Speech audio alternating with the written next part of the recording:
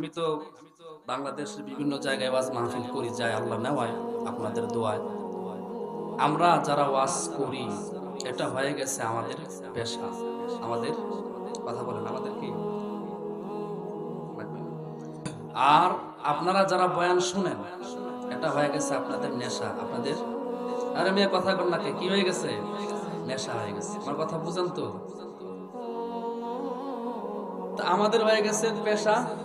আমাদের উদ্দেশ্য হলো গেলে করে টেয়া পামু, কথা কয় না। আমরা তো মানুষ, ঠিক আছে না? গেলে কি পামু?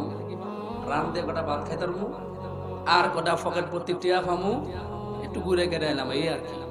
আর আপনারা যারা ওয়াজ শুনেন, আপনারা হুনি যদি কণ্ঠটা ভালো হয়, সুন্দর টান দিতারে একটু শুনবো।